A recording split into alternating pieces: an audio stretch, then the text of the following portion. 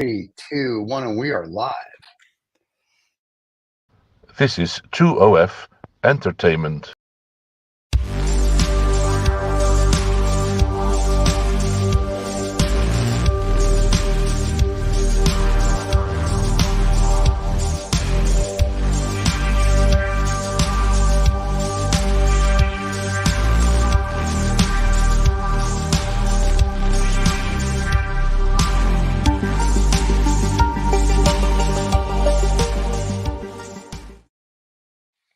Oh, and here we are. We're back, but without Hello, everybody. Mr. David.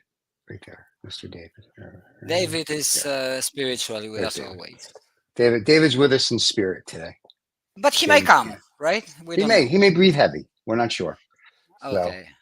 But before we get into the show, the topic today is overthinking. So we're not going to overthink why David isn't here. No, because, I was thinking, what topic should I, I was thinking and say, You think too much. That's the topic. Overthinking. I agree. Actually, it's a good topic. And before we start, we want to thank our sponsor from SoundPeats. SoundPeats has this great headset called Space. It works wonderfully. And as I say, I would love to show this to everybody. But my family keeps stealing it from me. I put it in my office before we do the show the night before. And then between the movies and the music, I come into my office in the morning. That happens when quality things. Yeah, I'm searching the house for it. So somewhere in the house is it, and it works wonderfully. I've used it on phone calls. I think it works better than Bose and Beats. I'm a big fan. So shout out to them. We'll run their commercial. Their link is below if you want to check it out. I know they're having a big sale because of Amazon Prime Days. And after we pay this bill, we'll start the show.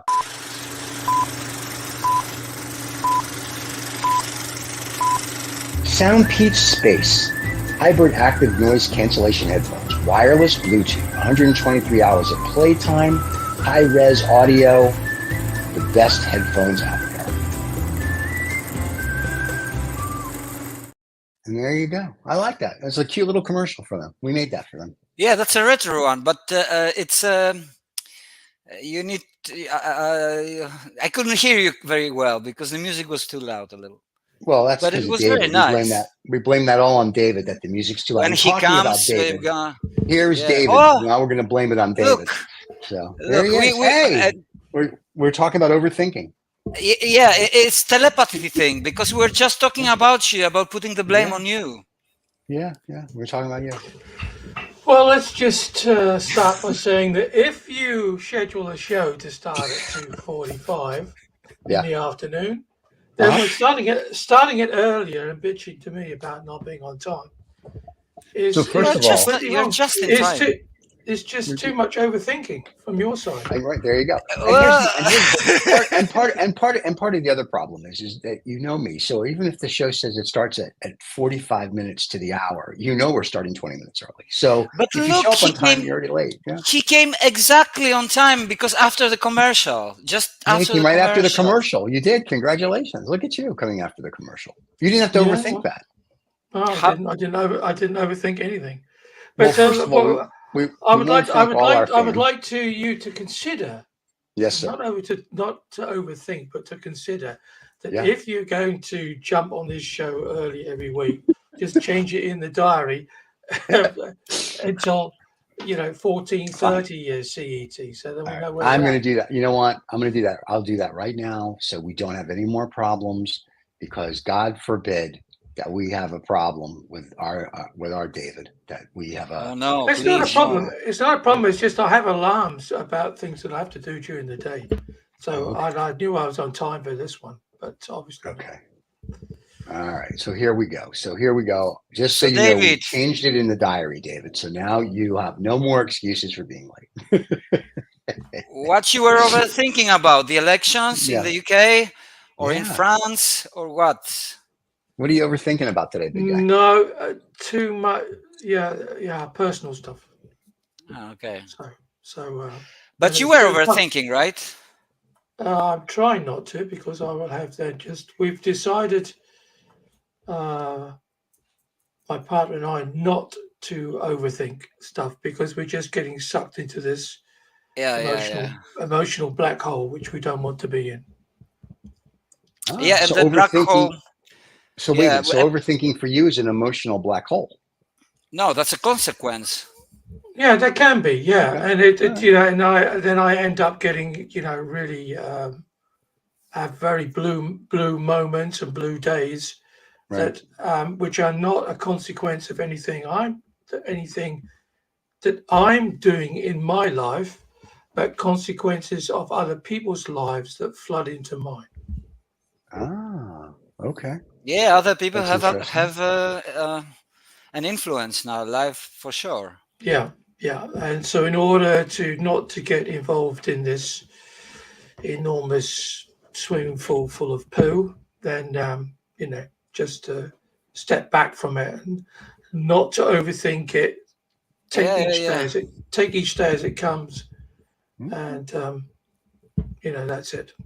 And we have to give a big shout out to one of our fans that we're not overthinking. Dawn Shares, once again, our biggest fan watching the shows. She says good morning to everybody, so we say good morning to Dawn. We need to compensate though somehow. No, we don't. We can give her something. We have merch. We celebrate Dawn every day. Yeah. Of course. Oh, look at you. We overthink about Dawn, maybe. We overthink about Dawn. There you go. Dawn's all excited now. She's been mentioned 27 times. So there you go. So overthinking is very interesting. When you sent that to me last night, I was like, what do I overthink? I overthink. I play the what if game or the game theory, I guess, or go on everything. So I've been overthinking life since I'm a child. Because I constantly am playing the what if game. What if this? What if that? What if this? So I'm always ready for whatever, whether it's personal or a business. So I do the overthinking constantly, but it keeps me calm for some reason. I don't get burnt out by overthinking. I think I get more stressed if I don't overthink. Okay. Yeah, I get accused of seeing too many. I think it's a translation really out of Dutch, but from the Dutch. But they accuse me always of seeing too many bears on the trail. Bears on the trail. This is expression. Yes. Yeah. Bears on the trail. So in other words, as opposed to a bit like Stephen, really, as opposed to enjoying each step as I take it and rejoice in the fact that I'm alive and can take the next step. No, I'm looking down the trail and continuously looking out for potentially large brown or black bears or polar bears that could eat me on my journey. Yeah. So that's overthinking. Yeah. So it may be a comfort. It may be a comfort for Stephen, but it's a road to disaster for me.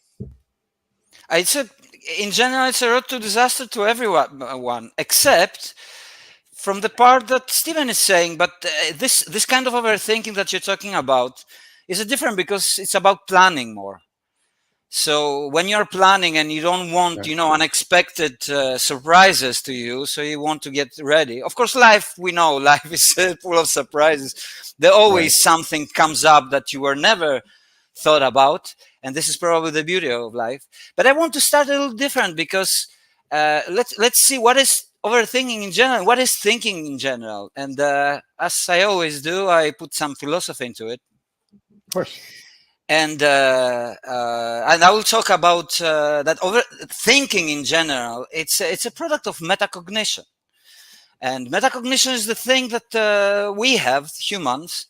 And it means that we know something, that we know that we are thinking, for example. The dog does not have, I always give the example of my dog because it's a good analogy for me. She's not overthinking in the way that we do because she doesn't have this metacognition. So what is before? Before is the cognition, and where cognition you can put. I put also consciousness because I think the idealists also think this way. I think that they do also. And what is the difference? The difference is, for example, that right now you're experiencing, both of you and me too, your breath but you're not thinking about it. You don't report it to yourself. It's just a natural process that it's happening, but you're Until you bring it experiencing up. Until you bring it up, then I start Yeah, thinking about it. Thanks a lot. when I brought it up, you start to think about it. You see, then Right. metacognition came into play. Right. So you would And this only is the thing. It's so the let's- awareness. Let's expand upon that. Then, so you say that you don't think about breathing, but you would think about the fact that you couldn't breathe, or you stop Yeah. breathing. Yeah, because you pay attention to this, and you give awareness to this. So it's a kind of awareness, attention, etc. that we have, humans. And I believe, of course, this kind of metacognition comes in layers. That higher intelligent animals, like maybe dolphins, they probably have some kind of form of metacognition, of thinking. Thinking is one of the Are dolphins more properties. intelligent? Are dolphins more intelligent because they don't have to worry about where they can park their car? Is that sort of the intelligence you're thinking about? No. It's they're not so complex like we are. We are the most complicated living being on the planet. But are we though? What about octopus? They say octopus have 8 brains, and they have a brain. Yeah, but they seem still- like they may be smarter than we are. No. How can be? I don't know, but they seem pretty smart when you look at the tests they do. can't do art. They don't have Yes, they can internet. do art. They don't have. Well, They they have can internet predict. in the ocean. They can predict stuff.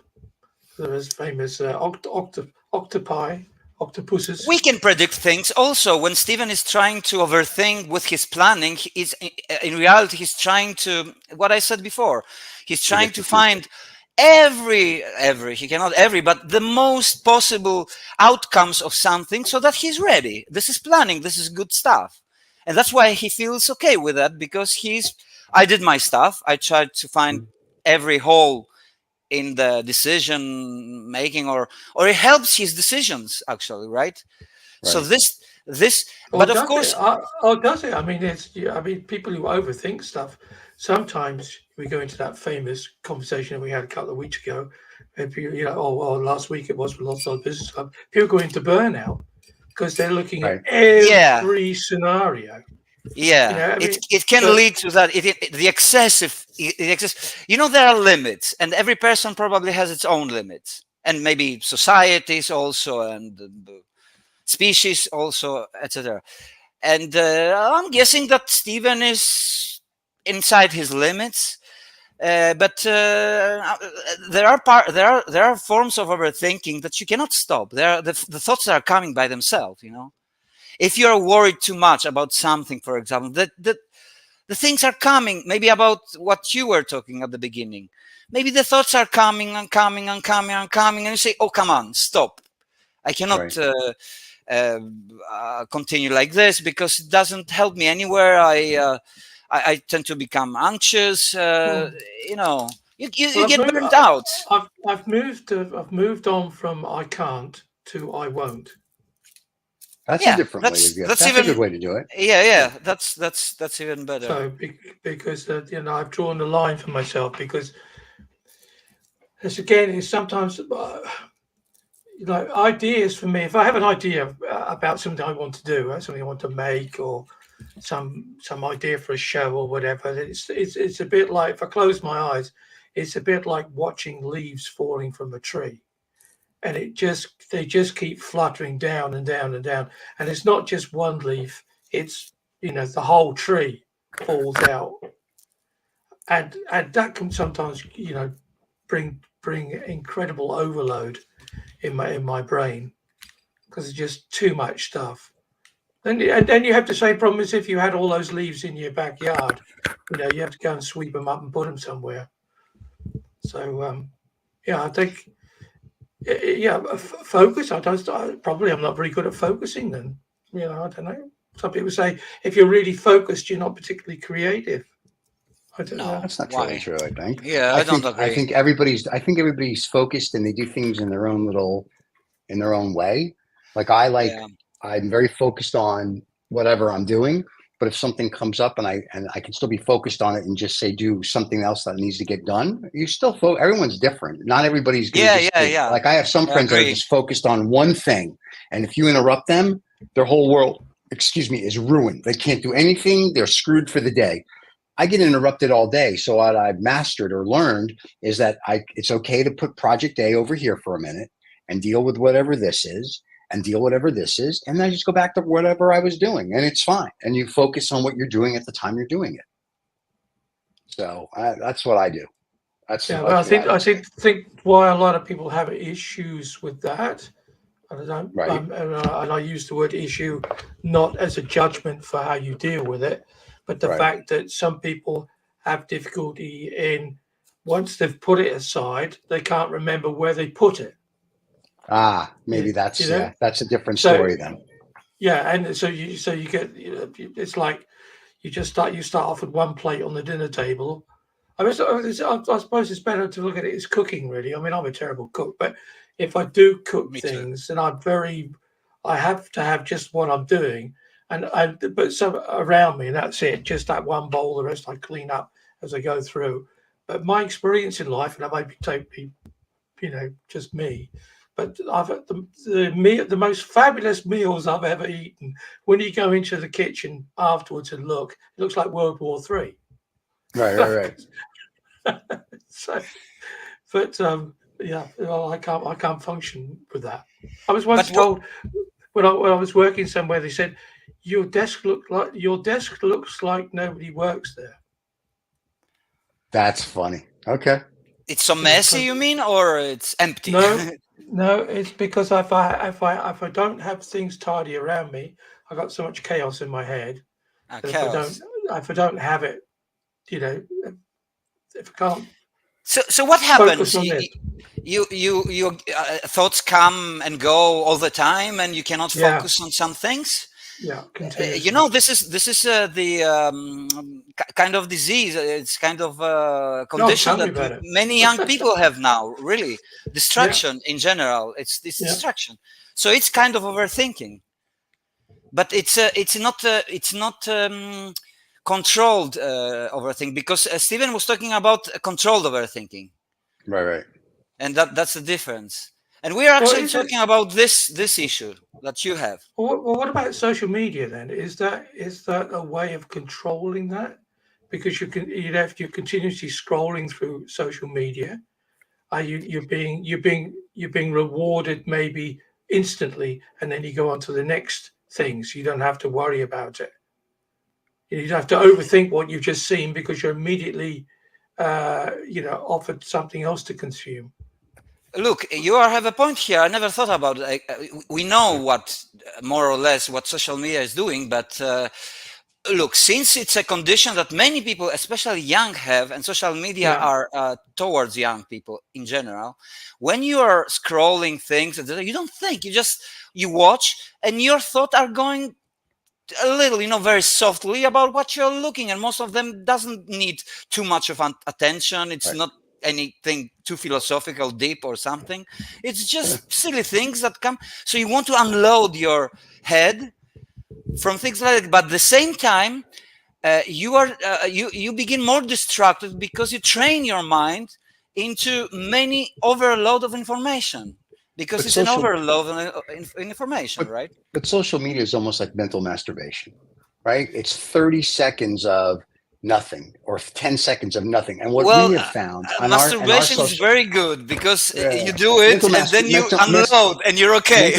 Mental masturbation is not. So what ends up happening on social media, and I know this from our Instagram page, if we put a short out that's say 10 to 20 seconds, whether it's about this show, cigars, or any of our other shows, that's kind of a mindless, stupid short, it gets hundreds of thousands of views. If we put out, like we put out for Lost Dollar Business Club, one that we have a guy that's talking about burnout and how you make yourself mentally and physically better, and you have to actually think about it, and it's a 30-second short, nobody watches it.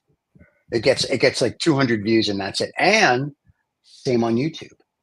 The shorts that do good on YouTube are the shorts that are more mental masturbation than they are of somebody actually having to give a thought to what it is. When we put out thought, like this whole weekend, everything we put out was basically you had to give thought to. They got 300 or 400 or 500 views because people don't want to give thought. But if we put out some nonsense crap like we do during the week, it'll get 10,000, 20,000, 50,000 views. And we're like, okay. So so unfortunately, no, people don't think. And I think overthinking is not a problem 90% of this population has. No, Because no. they're They so have a conditioned problem. to they're 15, No, 20 no. seconds attention span. No, you're saying something different.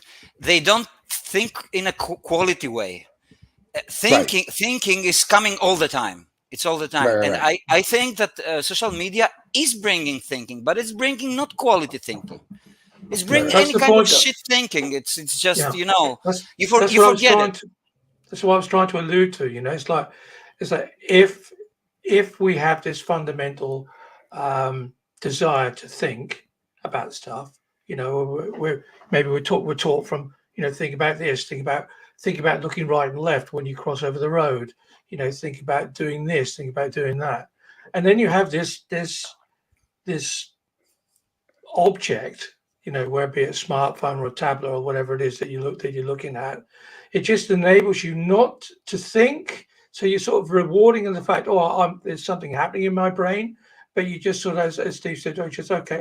I've done that, and I'll do this. And I've done that. Yeah. This. Mm-hmm. And after 1 hour, you don't remember anything what you've watched because there wasn't anything in a deep sense that. But what's really important think... about that, Adam, sorry to interrupt you. What's really important about that is that TikTok and Instagram and Facebook know what you've been looking at for the last hour.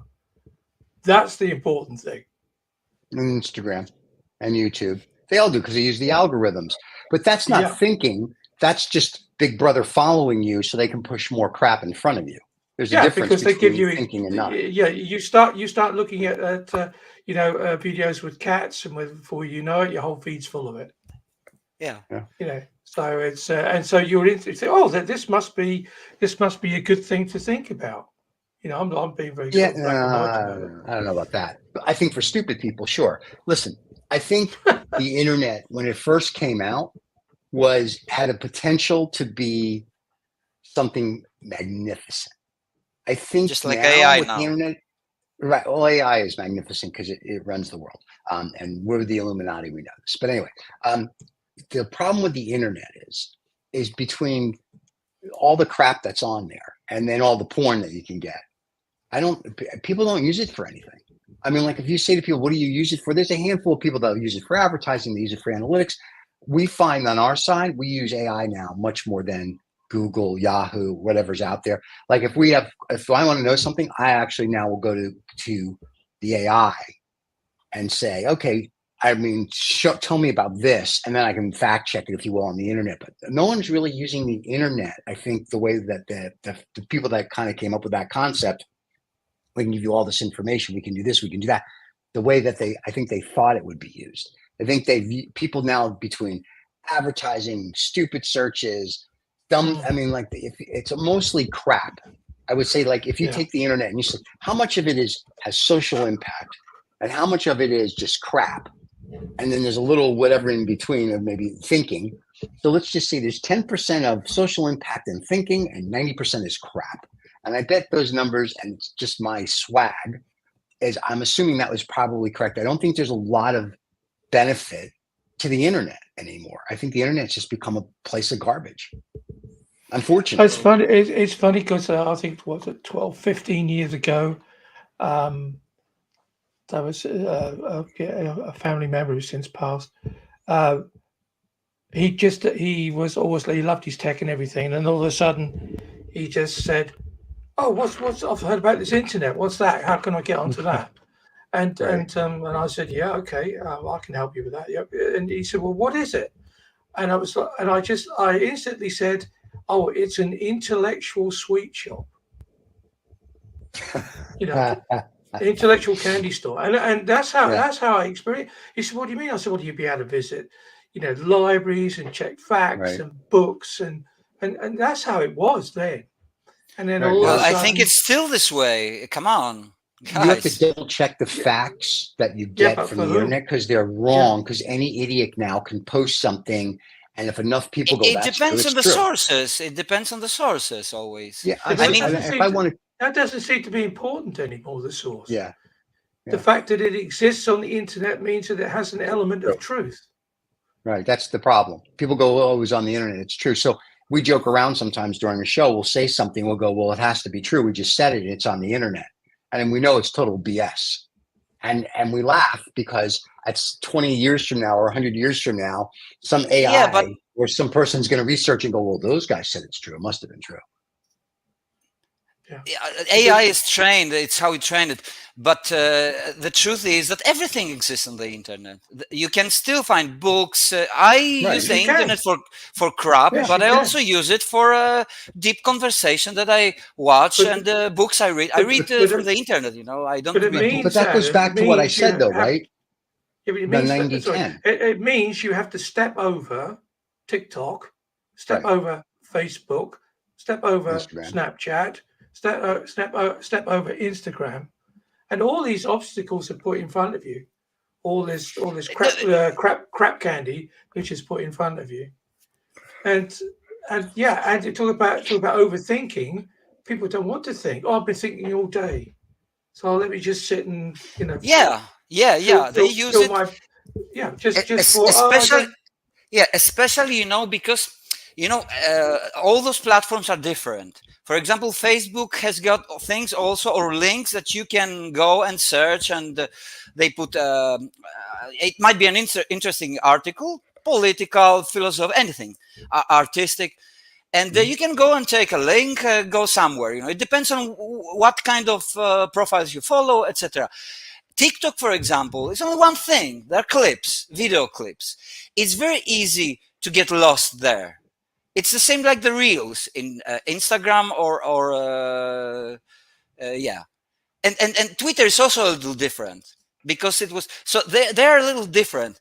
I think that the ones that we use the way that you said, David, that I'm thinking all day, I just want to entertain myself, babe, because we usually entertain ourselves with those, and we watch it, we unload, but at the same time our mind is taking information at a very a load of information in short time, totally different stuff, because the next clip is totally different from the other, and then the other you switch topics, subjects all the time, and then your mind is getting used and gets addicted after a time of overload of information, and then it also acts the same way, because then you kind of start to overthink, and then you need also again the reels and TikToks and stuff to unload the thing that you are addicted to. So it's a circle. It's a circle.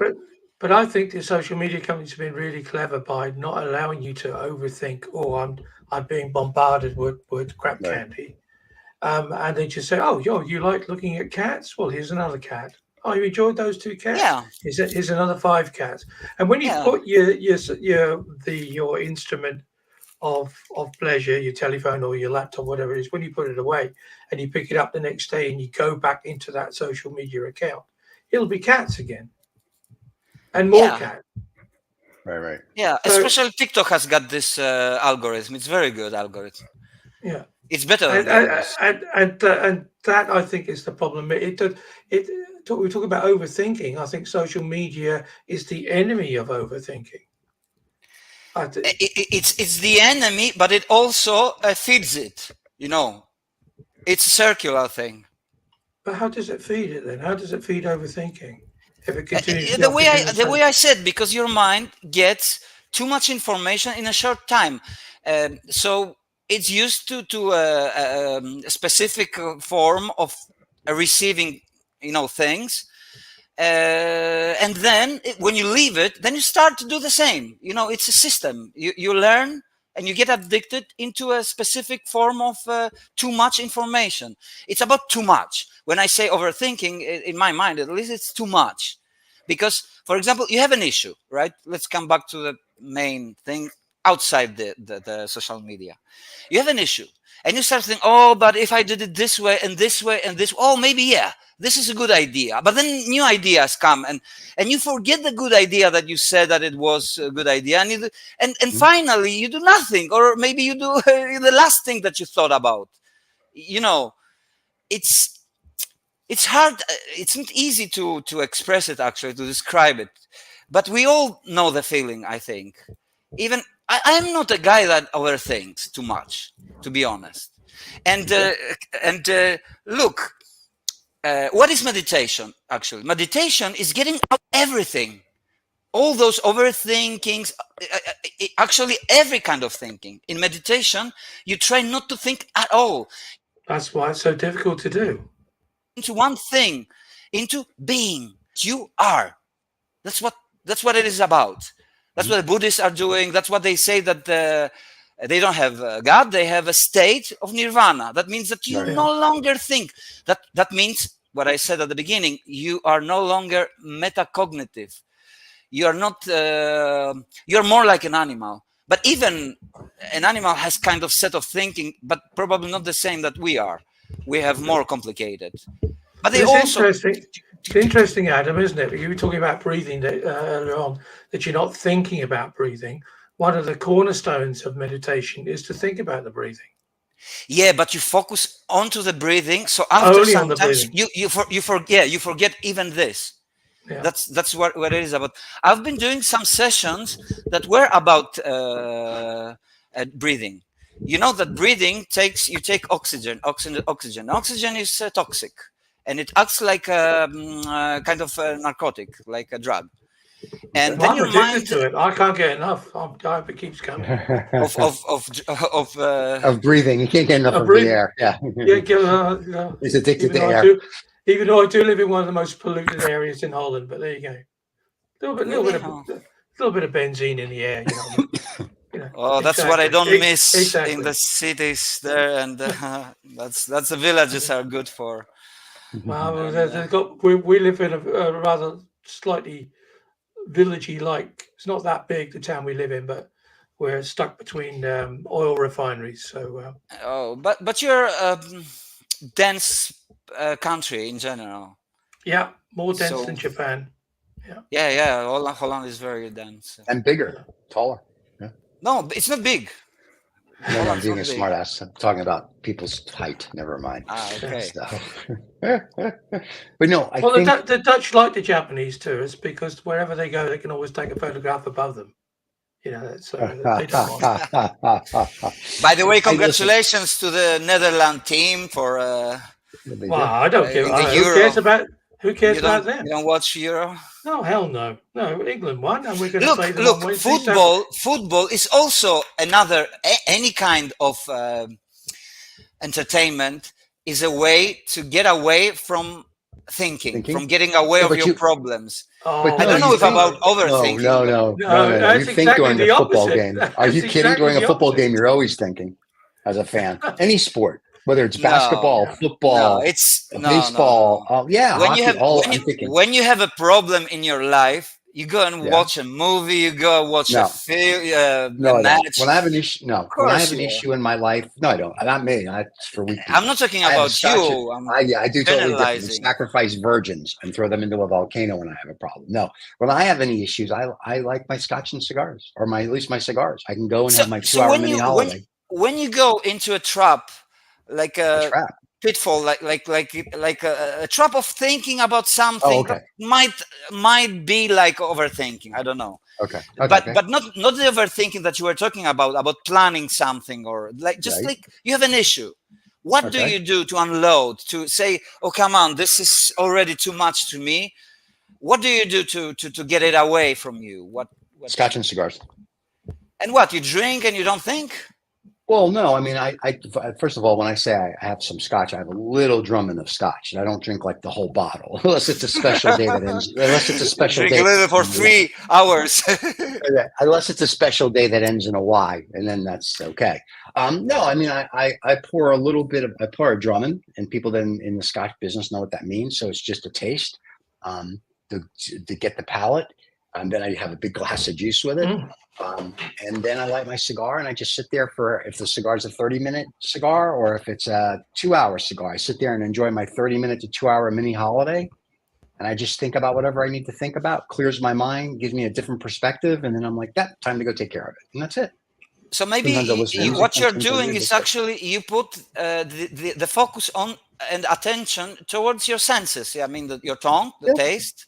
Yeah. And the you smell. see, That's a way of getting away from the pitfall of overthinking something. Right. When Well, you're it's not so much. people- I think it chills. It. How do I put it? What a cigar is for me.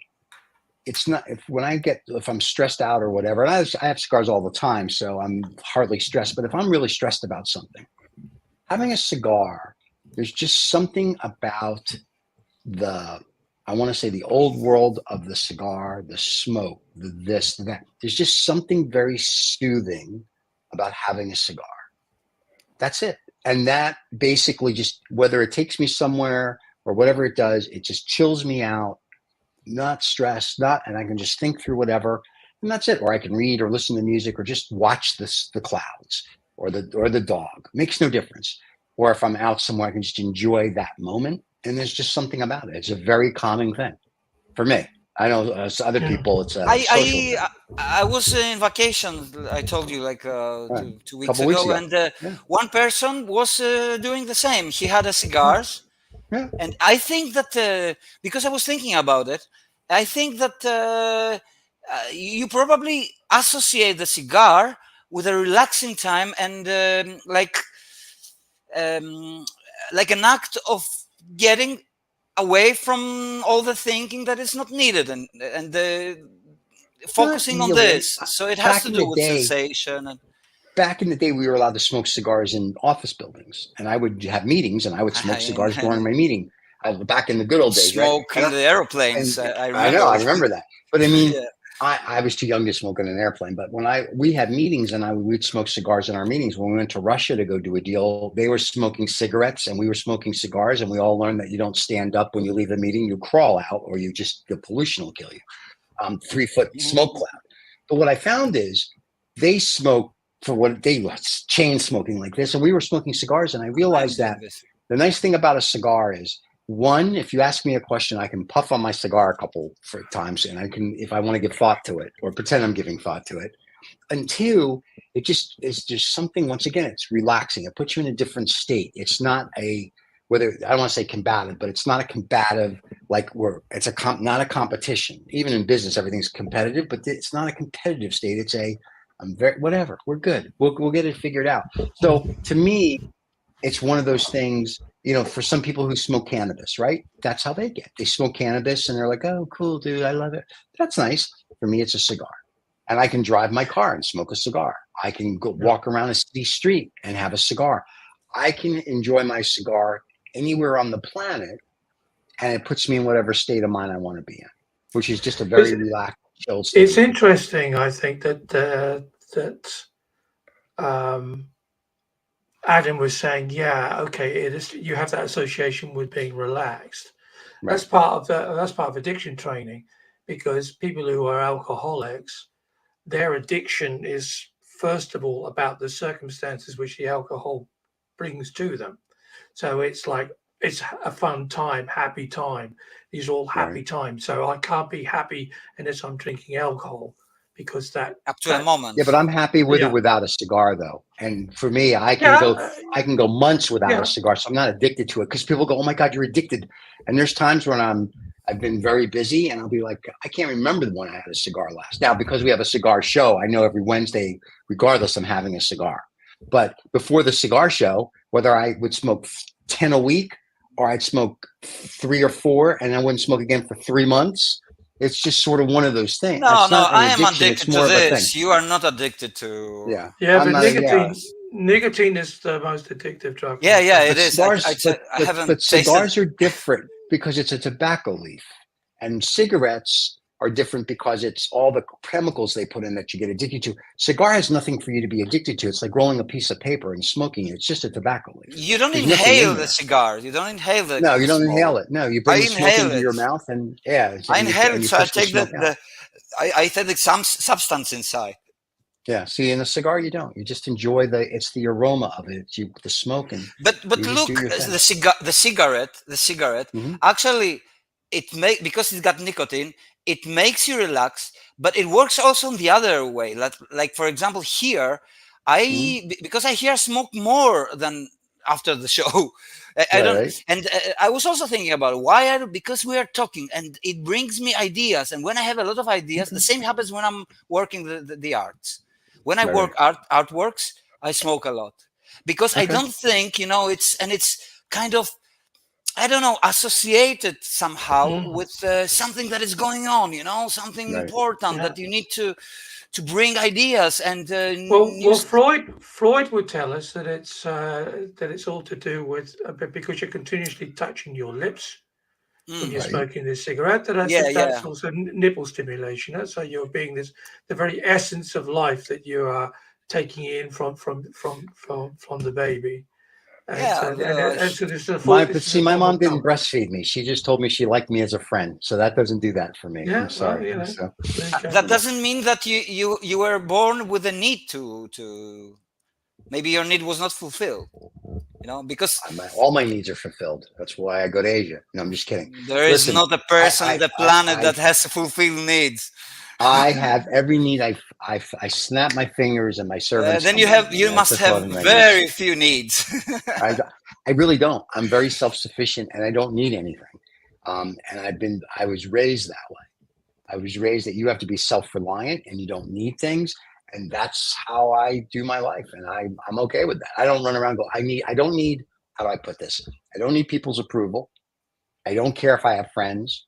I don't care if someone likes the car I drive. I don't care if they like how I dress. I don't care if they like my watch or don't like my watch. I don't care if they like my hair. I don't care. So I have no need for people to accept me. So because of that, I can, as Frank Sinatra, I do it my way. I can be me.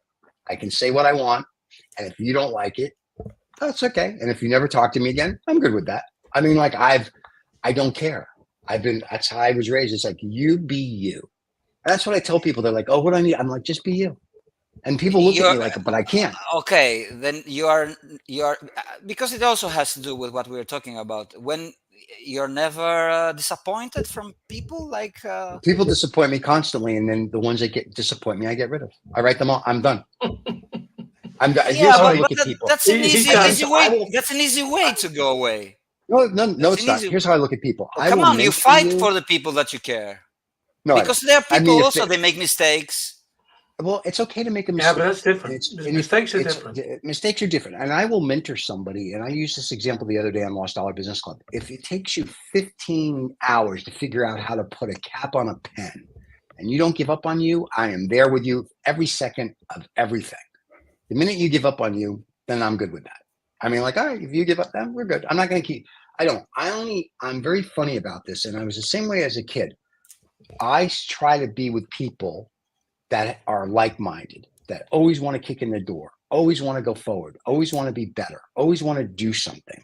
The people that are like, oh, it's too hard. I can't, that's not, I can't. I will help That's you if you want, that's but I an can't do that. And so if someone wants to help, I don't overthink it. I'm like, here's what we need to do. And if they're like, oh, that's too hard, I was like, okay, then you do whatever you want. So I've written off thousands of people because I'm like, yeah, I don't need this. And I've been, since I'm a kid, this isn't like I became an adult and I'm like, oh, you're a waste of my time. If I was a kid and thought you were a waste of my time, I would write you off because it's just like, you're wasting my time. I have things to do and you're not part of it. It's really difficult because you're in circumstances and you're talking to people and the small talk and everything else. And I have the same as Stephen. And I just think to myself, well, I've just wasted 5 minutes of my life on you and you've brought me nothing. No, it's even worse because if you think this way, that means that you're frustrated already. Yeah, and I don't want to be frustrated. I want to be. Yeah, of course, nobody wants. I want to bring something to somebody else, and share what they have what they bring to me. And there are so many.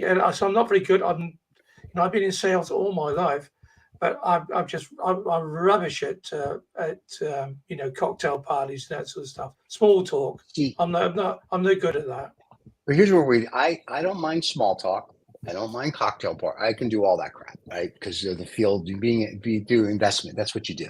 I'm okay with that because I always learn something from somebody.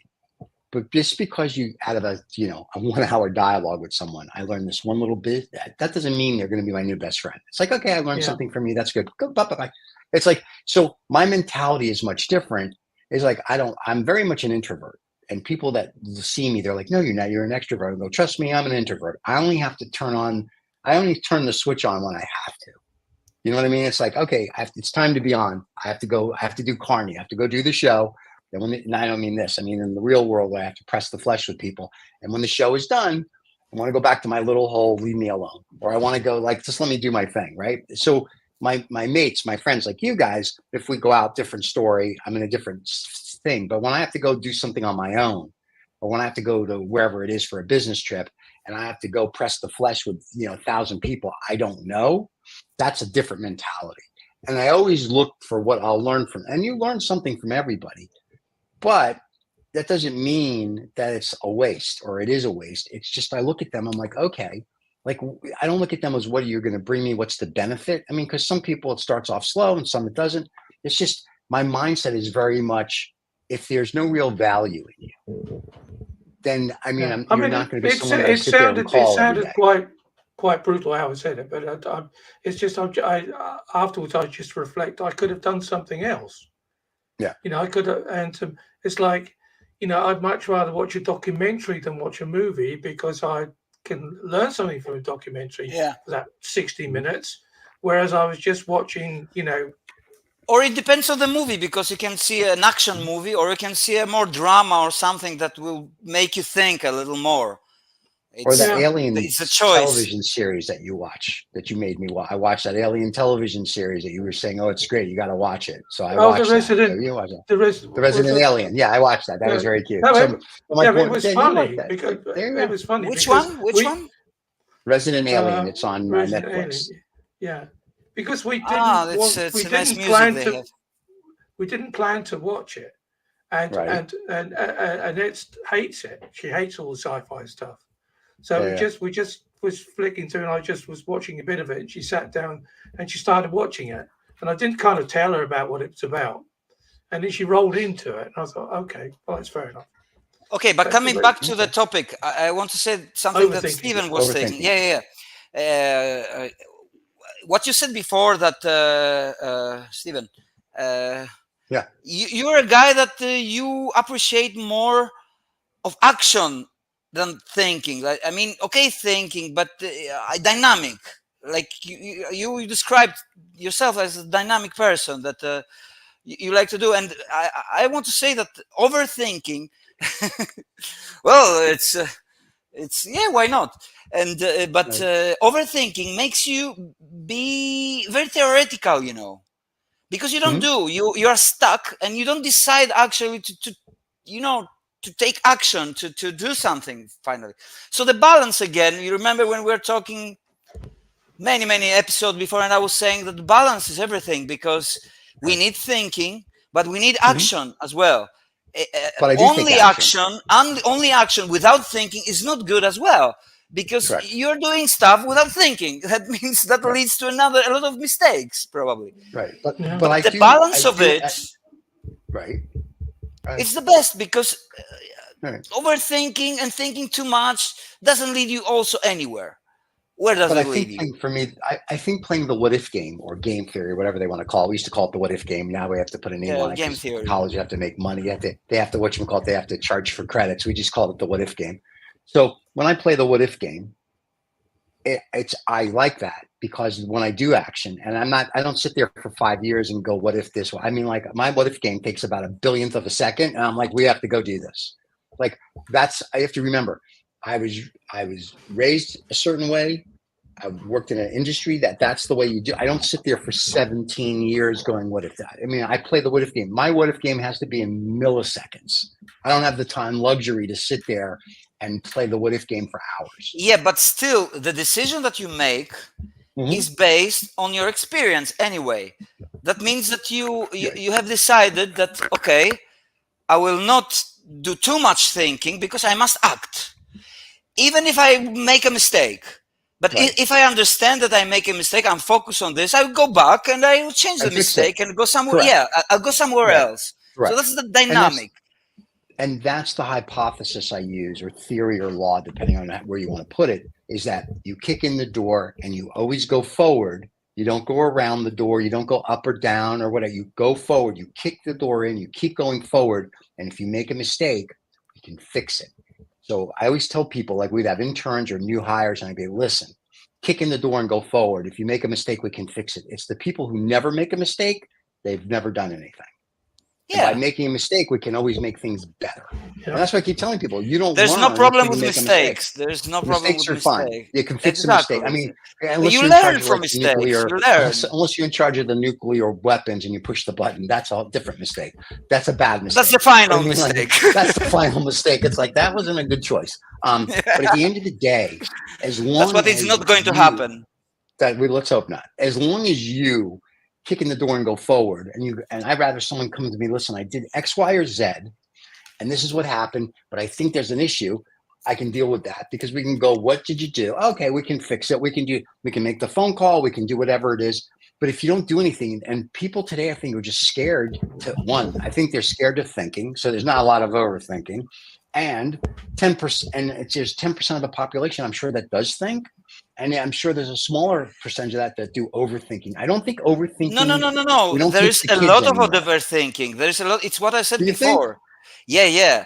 You are saying about something different. You are talking about quality thinking. The overthinking is you cannot even judge your thinking, your thoughts. It's they come and go. So Right. that's the Well, overthinking. Nothing. But that just leads to apathy, isn't it? Because that's why we brought the social media, because this is what happens with social media. You overthink in a way, and you train your mind to overthink. So in a way, we can say that social media in general generates or helps the overthinking in our mind. That this pointless thinking that never ends leads you to nowhere, because it leads you to nowhere. Because if you have too much data, you're left like you don't do anything. You're not dynamic anymore. You're pathetic, Right? And you're stuck. Yeah. Well, that sounds like a good ending to this show. I like it. So we're not going to be stuck. Yeah. No, we try not to be, of course. We'll never be stuck. So, well, this was a good show, guys. I like it. I'm not even going to overthink it. So, yeah. So, guys, don't think about this show too much. and we want to thank everybody that was watching. We should just encourage live, people to. Sorry, Stephen. We're just encouraging people to think about subscribing and to think about joining us again, and that's it. Don't overthink. Just subscribe. Don't overthink. And before we go, though, don't forget you can catch us here live every Monday, rebroadcasting on Tuesday. Catch us wherever you get your podcasts. And we have to say thank you to Dawn, who is with us every single week. I don't think she's missed a show, maybe one. And Dawn always has comments in the section that we rebroadcast. Maybe we should run her in one of the shows. We should have Dawn come on. We'll ask Dawn can come on. We have Dawn come on. It'll be fun. Sure. Yeah, why not? She said she said in one of her comments while we were talking, she said, I'm always thinking, even while I'm doing action. And I was about to say everybody does that. See? But I wrote excellence. Yeah. But everybody thinks all the time. Yeah. If Dawn wants to come on the show, then she can just reach out to us and we'll send her a link, and it'll be a new dawn for us. Oh my God. There you go. Don't forget to subscribe and like, everybody. We'll see you here next Monday or Tuesday, depending on when you watch the show live or rebroadcast. Cheers. Take care. Bye-bye.